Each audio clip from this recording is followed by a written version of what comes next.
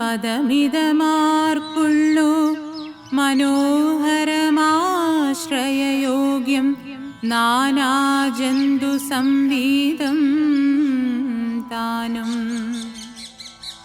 എത്രയുമാഹ്ലാദമുണ്ടായിതു മനസ്സിമേ തത്വമെന്തെന്നതരുൾ ചെയ്യണം തപോനിധേ. മഹർഷി, നാം എങ്ങോട്ടാണ്? അയോധ്യയിലേക്ക് മടങ്ങുകയാണോ അതോ മറ്റെവിടേക്കെങ്കിലും നീങ്ങുകയാണോ? അയോധ്യയിലേക്ക് മടങ്ങാറായിട്ടില്ല കുമാര. നമ്മളിപ്പോൾ പോകുന്നത് മിഥിലാപുരത്തേക്കാണ്. അവിടെ എന്താണ് വിശേഷം മഹർഷി? അവിടെ പലതുണ്ട് വിശേഷം. ഇപ്പോൾ മുഖ്യം രണ്ടാണ്. മിഥിലാധിപനായ ജനക മഹാരാജാവ് അവിടെ പരമധാർമ്മികമായൊരു യജ്ഞം നടത്താൻ ഒരുങ്ങുന്നു.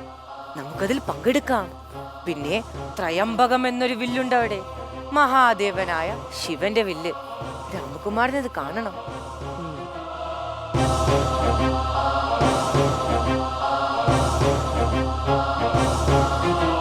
മഹർഷി, ദേ നോക്കൂ, ഇത് കണ്ടോ?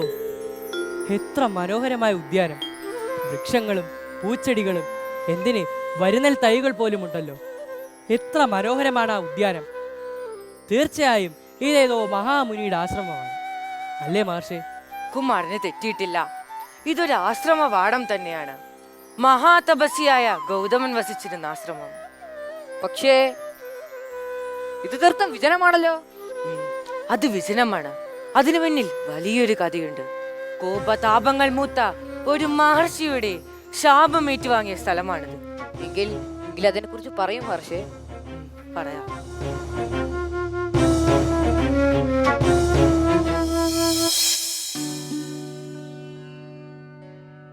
മഹാതപസ്യാണ് ഗൗതമ മുനി.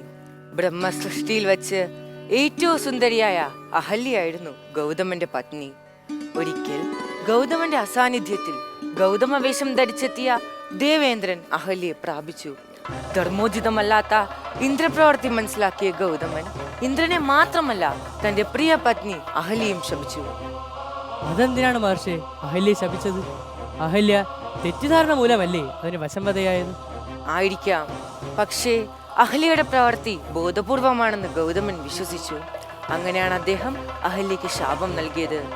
ഗൗതമ മുനി അഹല്യയെ എന്തു പറഞ്ഞാണ് ശപിച്ചത്? എങ്ങനെയാണ് ശിക്ഷിച്ചത്?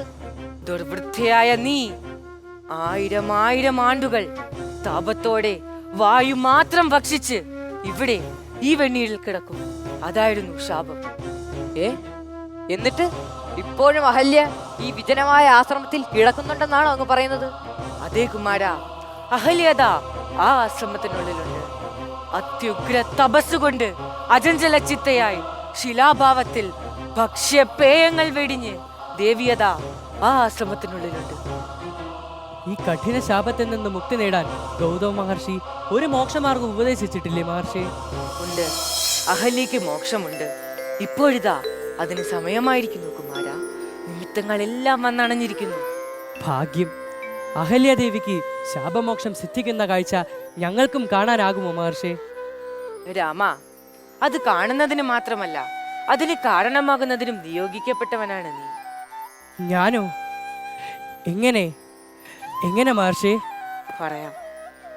ഈ കൊടുങ്കാട്ടിൽ എന്നാണോ ദശരഥ നന്ദനായ രാമൻ വന്നു ചേരുന്നത്, അന്ന് ഭവതിക്ക് ശാപമോക്ഷം ലഭിക്കുമെന്നാണ് ഗൗതമൻ നൽകിയ മോക്ഷോപായം.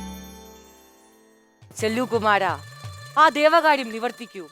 ശിലാഭാവത്തിലിരിക്കുന്ന അഹല്യക്ക് മോക്ഷമേകി മനുഷ്യഭാവം വീണ്ടെടുക്കൂ. അങ്ങനെ ആകട്ടെ ഗുരു.